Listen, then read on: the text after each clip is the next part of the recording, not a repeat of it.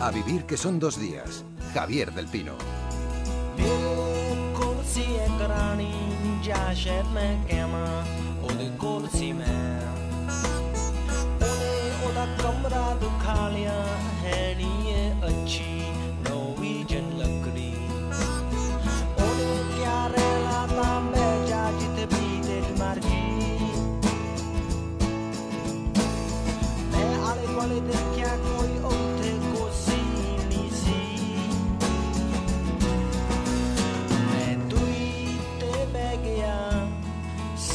सोच के ओदी शराब पी के असी तो बजे तक गल्लां कीतियां फे ओने क्या सौंदा समा हो गया। Ramón Lobo, buenos días. Muy buenos días, ¿qué tal? La última vez que hablamos yo estaba lejos, pero tú más, yo creo. No, estabas en Motril. Bueno, estaba en Motril, he estado en Granada. Bueno. Te vas más lejos de lo que yo estaba, te vas a Sudán. Sí, ahora me voy a Sur Sudán el sábado que viene y bueno, muy bien, tengo muchas ganas de estar ahí. Una semanita por allí, luego nos lo cuentas dentro de un par de semanas, yo creo. Aunque bueno, sí. La semana que viene también entrarás. Sí. La semana que viene me da tiempo y después en la siguiente vamos a intentar hacerlo desde allí. Exacto. Oye, esto que se ha establecido en Francia, sobre todo para gente que trabaja para el gobierno francés, unas normas de comportamiento ético de correo electrónico, igual deberíamos aplicárnoslo. Esto de no mandar correos electrónicos a gente que trabaja contigo después de las 6 de la tarde. Está muy bien esto, ¿no? Está bien. ¿Tú cómo lo haces? ¿Tú mandas correos o no? Porque yo soy freelance... Claro, ¿sabes qué pasa? Yo sí, porque de repente se te ocurre algo a cualquier hora y las vías son bastante intempestivas y mandas el correo. Es verdad que la persona que lo recibe, pues si trabaja para ti o trabaja contigo, pues se siente a lo mejor obligada a responderte y estás añadiendo horas a una jornada laboral. A lo mejor deberíamos hacerlo cuando nuestra jornada laboral sea de 35 horas, como la de los franceses. Sí, y cobremos los sueldos que cobran en Francia, por ejemplo.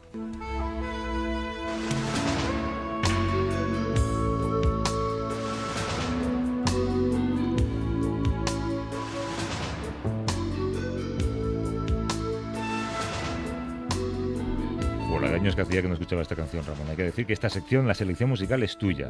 Los errores y los aciertos. Sobre todo los aciertos. El gobierno español ha dado un paso atrás en la lucha contra la impunidad. El martes pasado el juez Fernando Andreu ordenó la inmediata puesta en libertad de 8 presuntos narcotraficantes egipcios, cuando consideraba que la reforma de la jurisdicción universal ha retirado competencia a España para encausarlos. Los presuntos narcos fueron interceptados por un barco de vigilancia aduanera española en el mar de Alborán, a 30 millas de Argelia, a 60 de España, hace un mes aproximadamente. El pesquero, que no tenía bandera, iba cargado con casi 10 toneladas de hachís. Sí, no ha sido el único caso, porque hace unos días también el juez Bermúdez también liberó a otros narcos por la misma causa. Los dos magistrados han tomado esta decisión en contra del criterio de la Fiscalía Antidroga, que defendía que la intervención española estaba legitimada por los tratados internacionales. Sí, el juez entiende que la reforma express de la justicia universal del Partido Popular impide juzgar a los marineros en España. Estima que aquí nuestra justicia no tiene por qué intervenir, porque el buque no es español, los detenidos tampoco lo son, no fue interceptado en aguas españolas, no se dirigía a nuestro país. Conclusión, se archiva la causa, la gente queda en la calle. Sí, recordemos que la reforma urgente que hizo el gobierno de la ley que limita un poco la universalidad de la justicia, era para quitarse en medio la patata caliente de Tíbet, que estaba en la Audiencia Nacional y que eso creaba problemas con China. China, recordemos, es el principal mercado mundial y donde los derechos humanos se le ponen sordina. Y con una capacidad de presión hoy en día enorme. Recordamos también a nuestros oyentes, es lo fundamental, que el Partido Popular aprobó esa reforma con el rechazo en bloque de toda la oposición parlamentaria. Eso supondrá además el archivo de decenas de causas abiertas. Reformar leyes a la carrera conlleva el riesgo de malograrlas. Vamos a saludar un momento a Joaquín Bosch, que es magistrado y portavoz de Jueces para la Democracia. Joaquín, ¿cómo estás? Hola, ¿qué tal? Muy buenos días. Esta reforma limita la capacidad de los tribunales españoles para enjuiciar crímenes, pues por ejemplo, como el genocidio, ¿no? Efectivamente, lo que hace la reforma es que los más graves delitos que se hayan cometido fuera de nuestro territorio, que hasta ahora se podían investigar en nuestro país por el carácter general que tienen y porque las víctimas no son personas concretas, sino son el conjunto de la humanidad, impide que se persigan como el genocidio, los crímenes contra la humanidad, determinados delitos en casos de conflictos armados y en algunos supuestos, como estamos viendo también, impide investigar narcotráfico cuando se comete fuera de nuestro país. Pero nosotros hemos firmado convenios internacionales que reconocen la universalidad de la justicia. Entonces, ¿vamos en contra del derecho internacional? efectivamente el derecho internacional es todavía bastante complejo porque es una rama del derecho de creación bastante reciente y debe ser interpretada adecuadamente, pero sí que es cierto que en algunos casos de una manera manifiesta, como ya indicó Pedraz cuando decidió continuar con el caso Couso.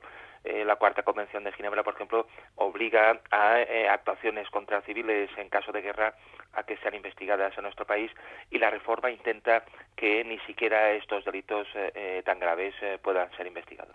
¿Qué te parece, Joaquín, que el Partido Popular lo haya hecho por templar un poco el enfado del gobierno chino y de paso también pues desembarazarse de otros asuntos pendientes? Si se nos ocurre la muerte del cámara José Couso en Irak, ¿no?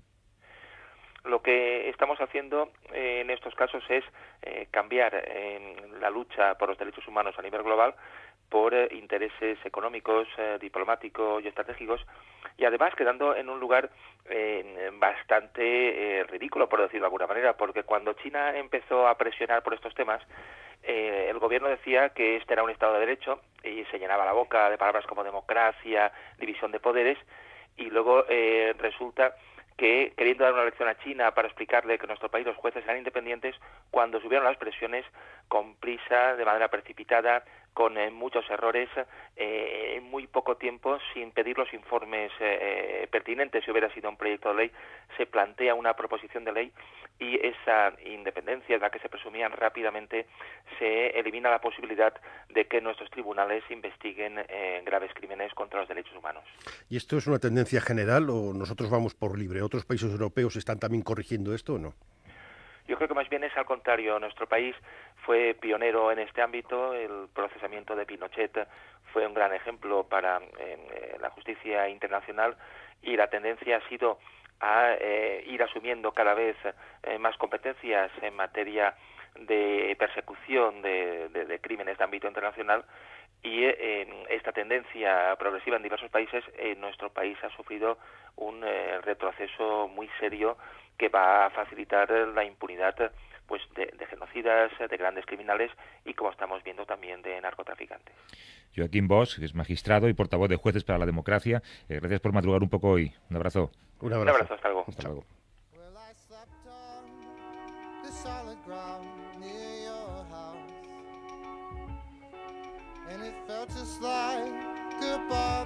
Total, para una cosa en la que íbamos por delante.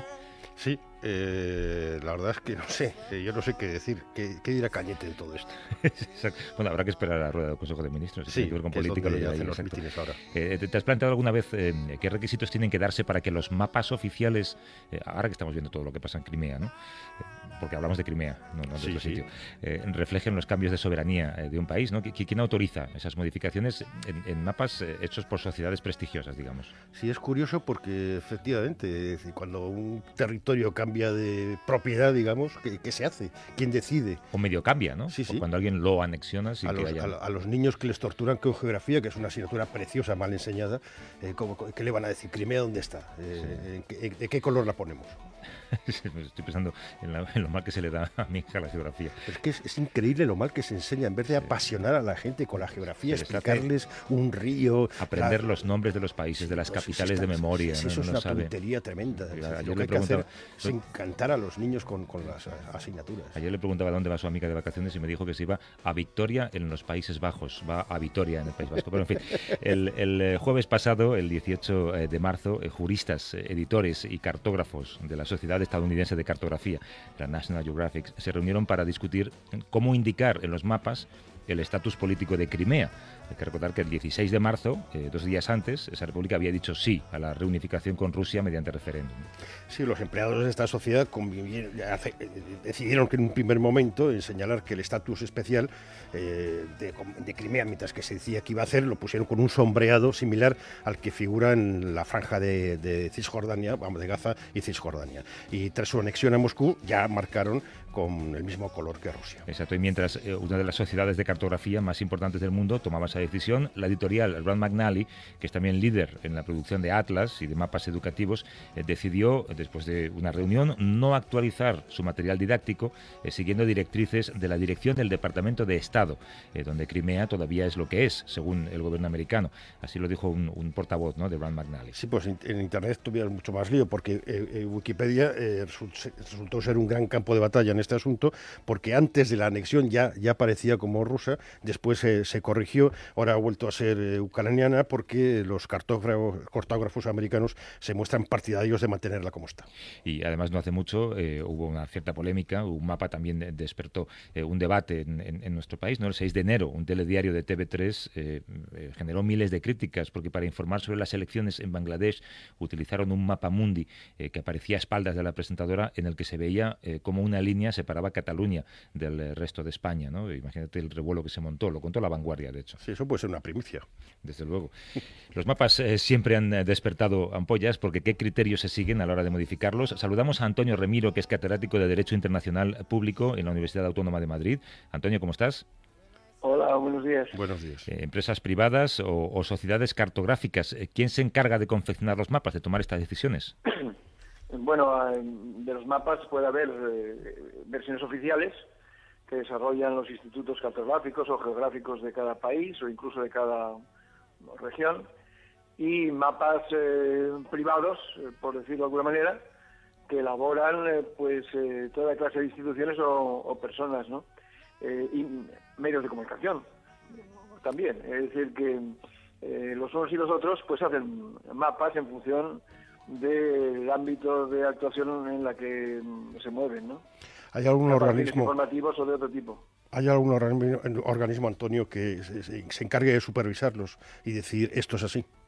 No. Es decir, ningún organismo internacional tiene capacidad para determinar cómo se debe hacer un mapa. Por tanto, ¿qué ocurre? Pues cada país hace los mapas conforme tiene por conveniente. Evidentemente, en primer lugar, por lo que se refiere a sus mapas de sus propios territorios, por ejemplo, ¿no? En ese sentido, y también en relación con la actitud que toma frente a los demás. ¿Qué ocurre? Pues ciertamente un instituto nacional o una organización o una entidad que tenga que hacer mapas escolares, por ejemplo, pues seguirá las directrices gubernamentales, porque si no, el libro que quiera poner en el mercado no será autorizado como un libro para la educación oficial, ¿no? Pero en otros órdenes de cosas, pues cada uno actúa como tiene por conveniente. Y en ese sentido, cuando hay situaciones de carácter litigioso, pues según la simpatía que el autor del mapa tenga una u otra posición, pues dirá que el mapa es de este o es de aquel. Y los más objetivos pues dirán la situación de hecho es esta, la situación de derecho debería ser esta otra, y por tanto esta es una situación polémica, ¿no? Pero tú como catedrático de Derecho Internacional, en el caso de Crimea que comentábamos, ¿quién tendría razón? ¿National Geographic o Randy McNally? O sea, ¿Crimea se pone en Ucrania o se pone en Rusia ahora mismo? Bueno, eso, si uno adopta un criterio, digamos, relacionado con la situación de hecho, evidentemente lo tiene que poner en Rusia. Si uno adopta una actitud vinculada al hecho de que la incorporación de Crimea a Rusia no ha sido reconocida por el país, Ucrania, al que pertenecía hasta ahora, pues lo mantendría en Ucrania, y si uno quisiera pues ser, como digo, más exquisitamente objetivo, pues diría las dos cosas. Este país, una nota a pie, esta República de Crimea ha pertenecido y pertenece formalmente a Ucrania, pero ha decidido adherirse a Rusia, y para los rusos pues es rusa. Yeah. O sea que siempre, por ejemplo, ¿cómo hace el mapa del Sáhara occidental? Pues Marruecos evidentemente hace mapas donde el Sáhara aparece incorporado totalmente a Marruecos, como parte de Marruecos. Sin embargo, cualquier otro país no debería hacer tal cosa. ¿Por qué? Porque el Sáhara es un territorio no autónomo, aún, según Naciones Unidas, y mientras no determine libremente su destino con el referéndum que debió haber sido realizado hace muchísimo tiempo, sería incorrecto ahí en ese punto y hacer del Sáhara un territorio marroquí. ¿Por qué? Pues porque ahí en ese punto hacer un mapa con el Sáhara marroquí, salvo que uno sea marroquí, evidentemente pues supone infringir principios fundamentales de la descolonización. Claro, además depende de quién dibuje, depende de quién dibuje las fronteras, y siempre es muy arriesgado dejar a nadie pero por eso dibujarlas. hay que matizar el sentido de que, aunque cada cual pueda hacer, por ejemplo, Kosovo también, pues los países que han reconocido a Kosovo como Estado independiente, seguramente los mapas que elaboran en su país son países donde Kosovo aparece como Estado independiente. Pero en países que no han reconocido, como España, a Kosovo como Estado independiente, no tendrían por qué reflejar a Kosovo como Estado independiente, ¿no? Antonio Ramiro, tenemos que dejarlo, que se nos va el tiempo. Catedrático de Derecho Internacional Público en la Universidad Autónoma de Madrid. Te agradezco la explicación, Antonio. Un abrazo. Un abrazo. Muy bien, hasta luego. Dentro de una hora más o menos nos vamos a atrever a hablar de las aspiraciones independentistas de Cataluña desde el punto de vista de la filosofía y del humor. Lo vamos a hacer con el mucho humor, falta mucho humor en este país. Oye, esto sí que es hacer méritos, ¿eh? Hombre. Rufus, ¿en serio? Rufus es, García, ¿no? ¿Por qué no lo te pones? gusta? Hombre, estuve en Dublín hace 3 semanas viéndolo, mira. Sí, a mí me gusta mucho él y su hermana Marta. Y tiene otra hermana, Lucy, que también canta muy, muy bien. Es como Estrella Morente, que dicen que la buena es la hermana. Estás Pero pasando no he conseguido Morente. oír nada de ella. Muy bien hecho. Hasta luego, Ramón. Un abrazo. Buen viaje a África. Sí, gracias.